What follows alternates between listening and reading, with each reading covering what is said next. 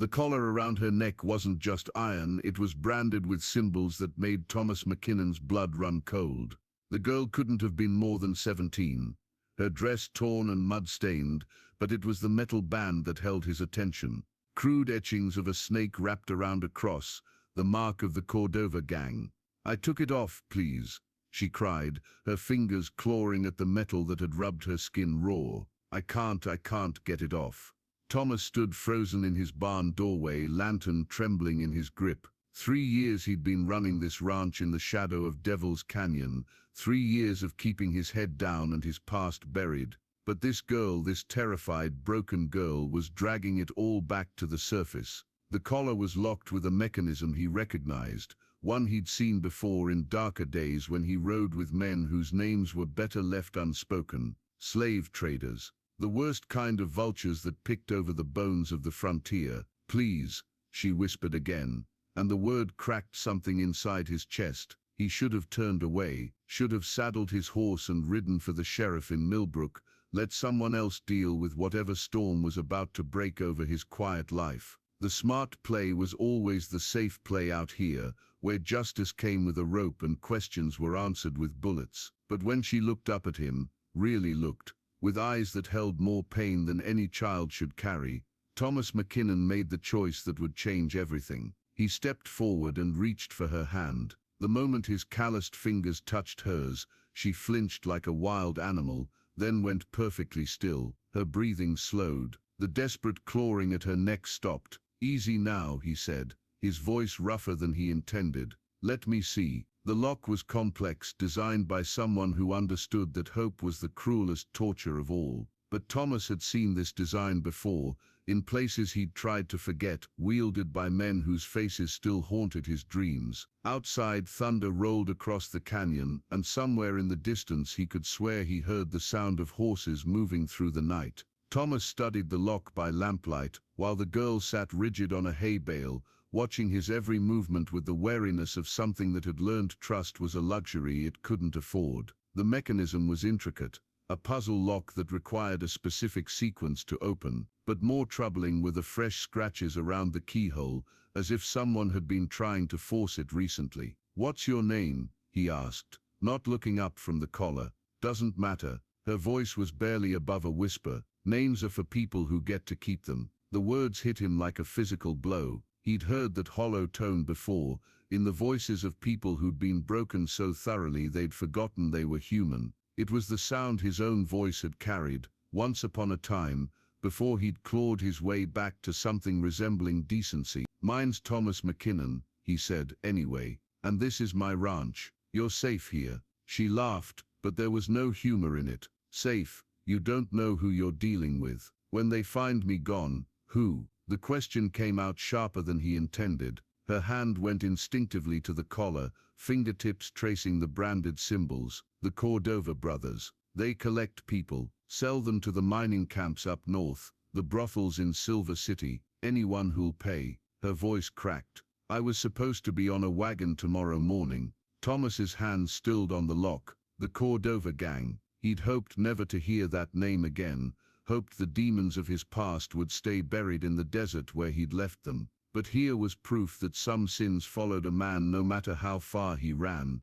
"There's a sequence," he said finally. 3 turns left, 2 right, then press the center. But if I get it wrong, it locks permanently." She nodded. "I know, they told me. Said if I ever tried to run, I'd wear it forever." The moral weight of the moment settled on his shoulders like a lead blanket. Open the collar, and he'd be declaring war on men who made their living from human misery. Men who knew where he lived, knew he was alone out here. But leave it locked, and he'd be complicit in whatever hell awaited this girl come morning. Outside, the wind picked up, carrying with it the faint sound of voices drifting across the canyon. The sequence worked. The collar fell away with a soft click that seemed to echo through the barn like a gunshot. The girl's hand flew to her throat, touching the raw skin with trembling fingers, tears streaming down her face as she felt freedom for the first time in months. But Thomas wasn't watching her relief. His attention was fixed on the horizon, where torchlight flickered between the rocks of Devil's Canyon like fallen stars.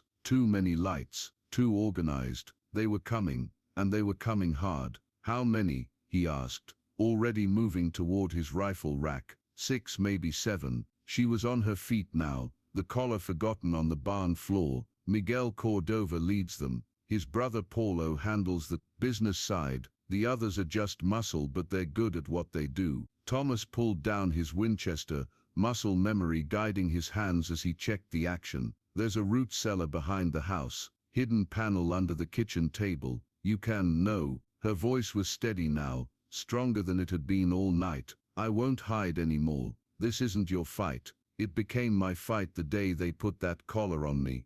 She picked up a pitchfork from against the wall, testing its weight. Besides, you don't know them like I do. They won't just take me and leave. They'll burn this place down, make sure no one else gets ideas about helping their property escape. The torches were closer now, maybe half a mile out. Thomas could make out individual riders, their shapes dark against the firelight. 7 men, just like she'd said, spread out in a hunting formation that spoke of experience tracking runaway prey. There's something else, she said, her voice barely audible above the sound of approaching hoofbeats. Miguel, he knows you. Thomas went cold. What do you mean? He's been talking about settling an old score. Said there was a man out here who'd crossed him once back in the Arizona territory. Said when he found the right excuse, he'd come calling. She met his eyes. I think I'm that excuse. The pieces fell into place like tumblers in a lock. This wasn't about the girl,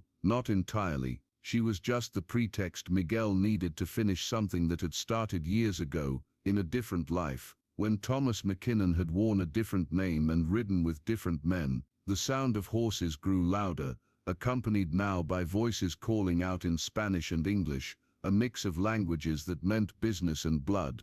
Thomas handed her a smaller rifle from his collection, watching as she checked the action with movements that suggested this wasn't her first time holding a weapon. You know how to use that. My father taught me before. She trailed off, then straightened her shoulders. Before everything went wrong, they worked in silence, extinguishing the lanterns and positioning themselves at windows that offered the best fields of fire. The approaching riders had slowed their pace, spreading out in a wider circle around the ranch buildings. Professional, patient, dangerous. What's your real name? Thomas asked as they settled into position. Elena. She said it like she was testing the word, seeing if it still fit. Elena Rodriguez. My father had a small spread near Tucson. The Cordovas came through last spring, said they needed supplies. When he couldn't pay their prices, she didn't finish, but she didn't need to. I'm sorry. The words felt inadequate, but they were all he had. Don't be sorry. Be ready. She checked her rifle again. They like to talk first, try to negotiate, make offers. It's all theater.